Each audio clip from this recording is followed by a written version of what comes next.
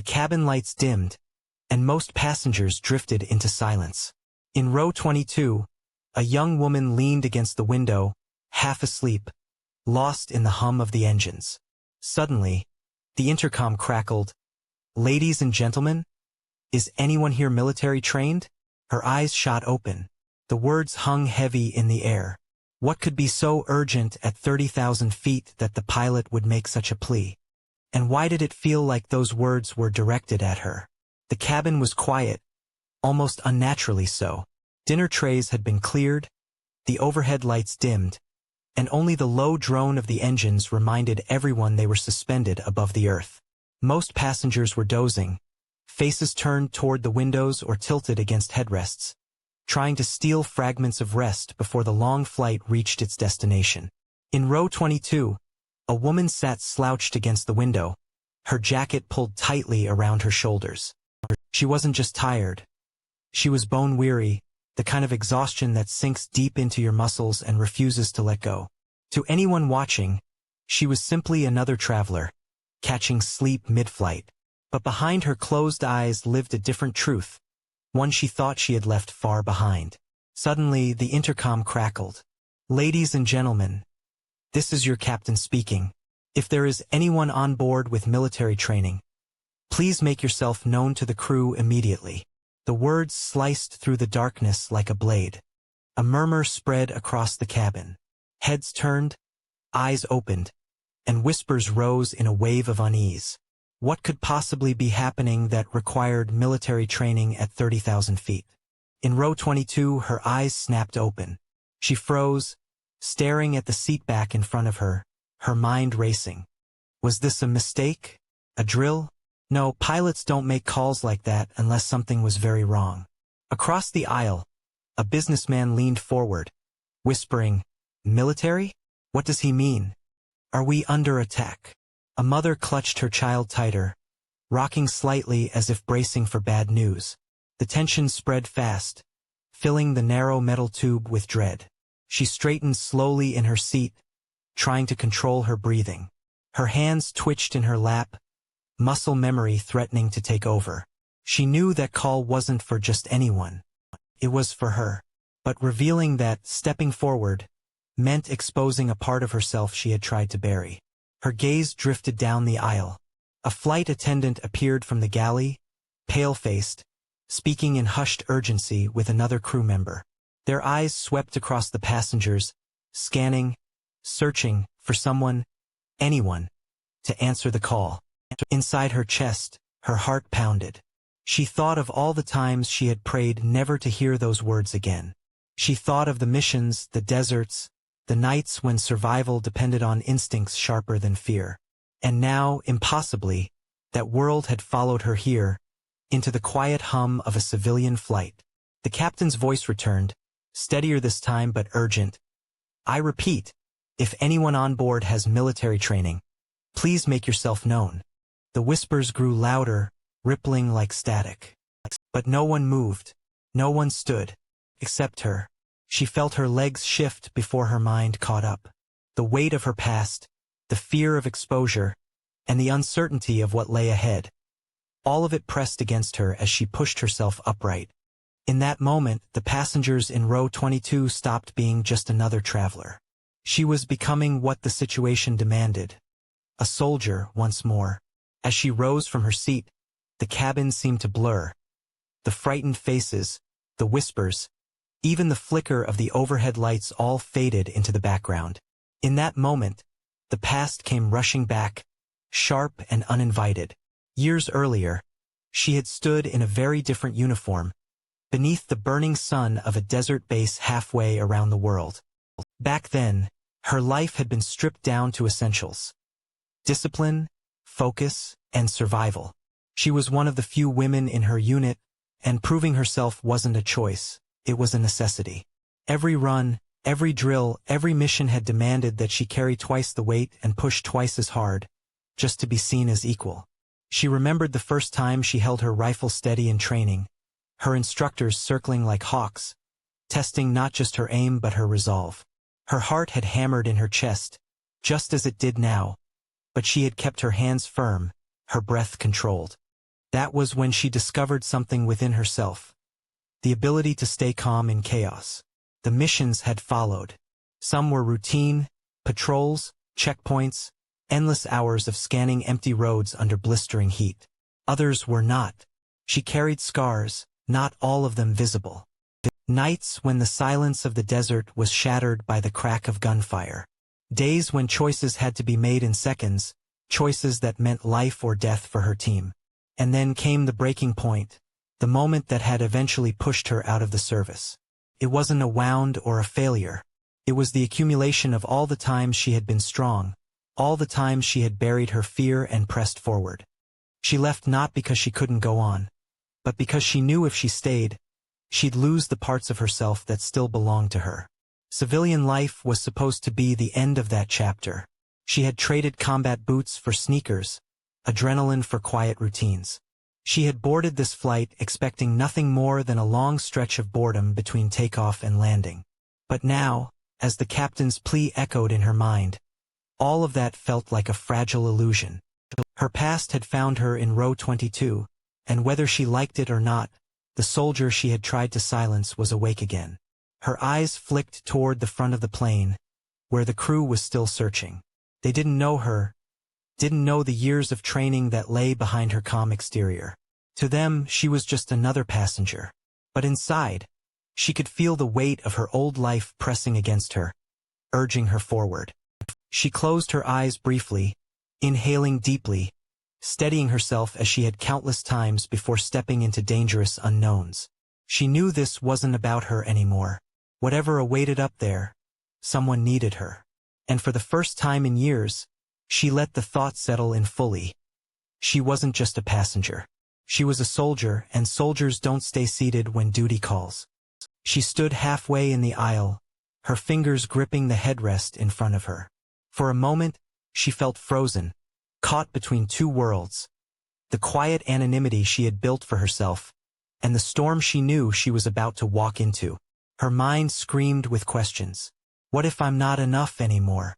What if I've forgotten? What if I fail them? Her eyes darted across the cabin. Passengers watched her now, some curious, others clearly terrified. A mother rocked her crying child.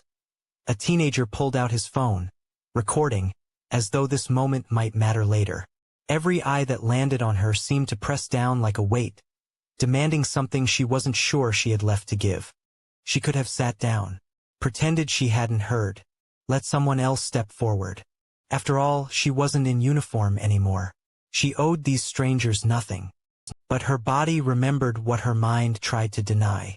The steadying breath before stepping into a combat zone. The way her heart hammered, not from fear, but from the knowledge that others were depending on her. And above all, the truth she had carried since the first day of her service. When it's you or no one, you stand up. Her hesitation cracked. She felt it in her chest, like a dam breaking. The soldier inside her, the one she had tried to bury under years of silence, was awake, alive, and ready. The flight attendant caught her eye from halfway down the aisle. Their expression shifted from desperation to relief the instant they saw her standing. She gave a small nod, and without a word, the attendant motioned for her to come forward. She glanced once more at the passengers around her. A businessman mouthed thank you. A young girl clutched her stuffed toy tighter, staring at her as though she were some kind of superhero. The pressure should have crushed her, but instead, it grounded her. This wasn't about reputation or recognition. It was about lives, fragile, breathing lives sealed inside a metal tube at 30,000 feet. Her legs carried her forward, steady now, the tremor gone. Each step felt heavier yet more certain. She could already hear the hurried whispers of the crew, the rush of activity near the cockpit, the chaos she was about to enter.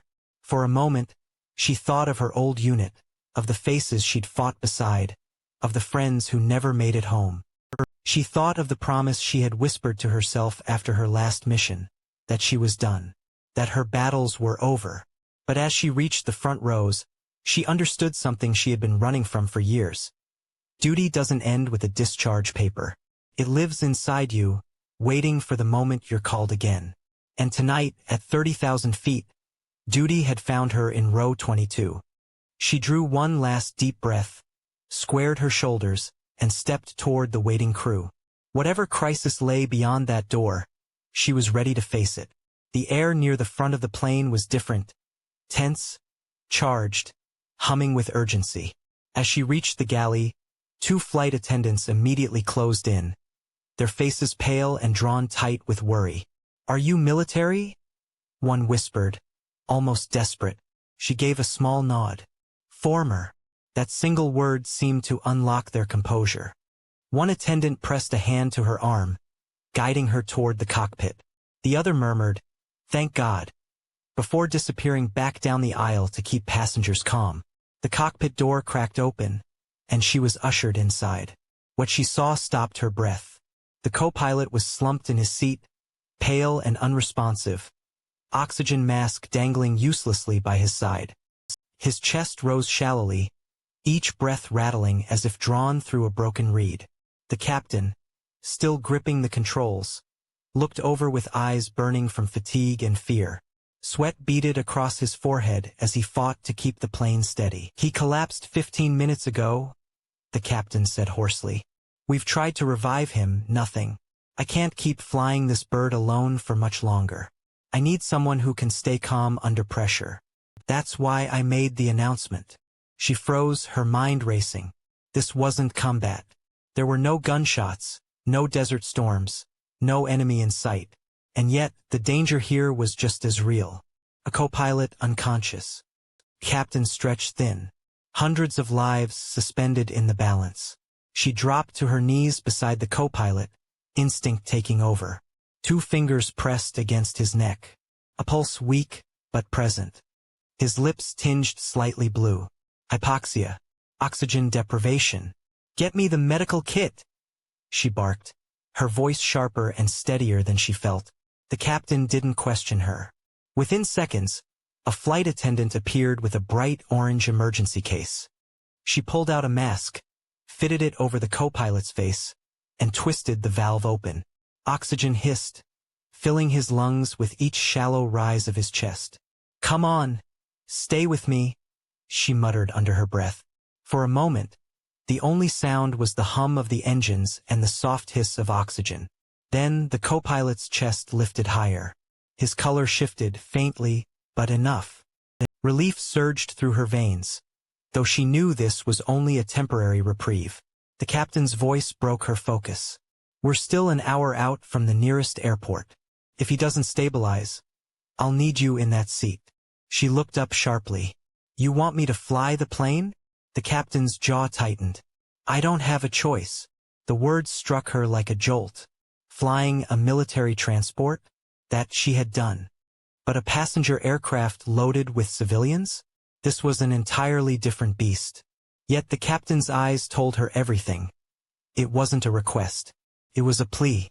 Her hands steadied against the seat. She could feel the passengers' lives pressing down on her shoulders, a weight far heavier than any gear she had carried in the field.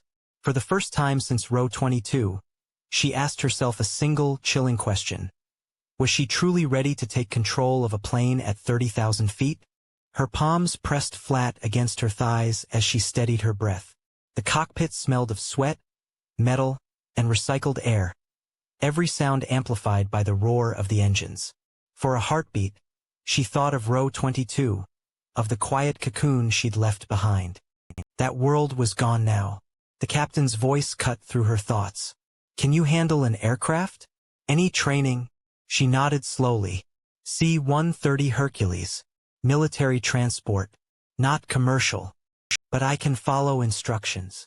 A flicker of relief passed across his face, but it was brief. The weight of responsibility still sat heavy in his eyes. "Good. Then if he goes under again, you're my right hand." Her gaze dropped to the co-pilot. His breathing had stabilized slightly, thanks to the oxygen, but he was far from safe. His skin remained pale, his pulse faint. She adjusted the mask, checking flow, her hands working automatically while her mind calculated next steps. This wasn't combat, but it was command. She had seen chaos before. Sudden ambushes, frantic calls over comms, missions gone wrong. And in every one, hesitation was deadly. The lesson had been branded into her. When others falter, you lead. She straightened. Captain, you focus on the controls. I'll handle him.